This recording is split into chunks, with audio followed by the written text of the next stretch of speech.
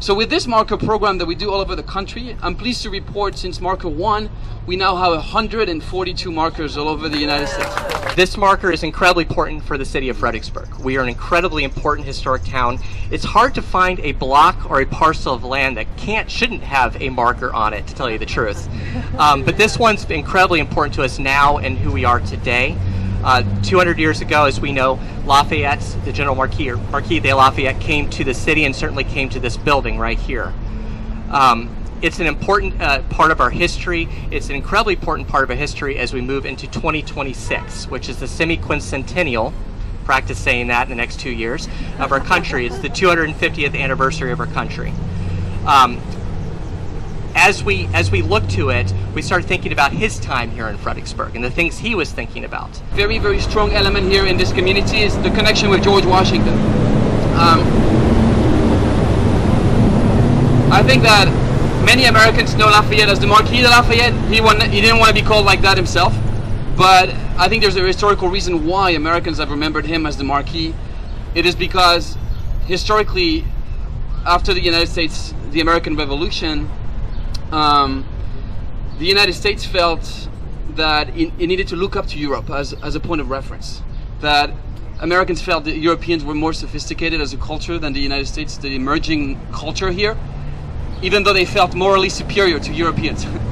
And Lafayette was really the man that confirmed Americans in their belief that they had really something unique going on in this country.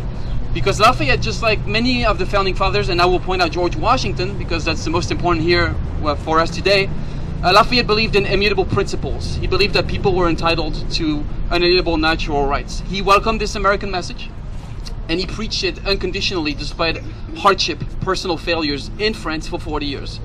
And I think he really embraced this message that, I am not superior to you, Lisa, you're not superior to me either. We are brothers and sisters. We are on the same level. Here, give me a hug. It's really a very important message. America is an equalitarian society, and Lafayette understood that. And at the same time, because he was a nobleman from France, people here welcomed his endorsement of the revolution because it gave an endorsement of a 1,000-year-old society with a major aristocracy. And Lafayette gave that noble, excuse my pun, he gave that noble confirmation of America, and Americans wanted that so bad that they celebrated him as the Marquis for that reason.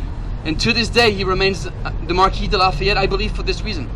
So we talk about these topics. I think what's important about Lafayette's visit here is these themes of humility, Republican simplicity, democratic equality.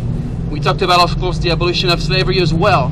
Lafayette is all of these things. He believed in the universal truth of natural rights.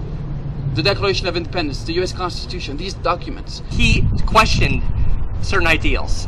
If we're holding everybody to these standards of truth and justice and democracy, shouldn't it go across all people?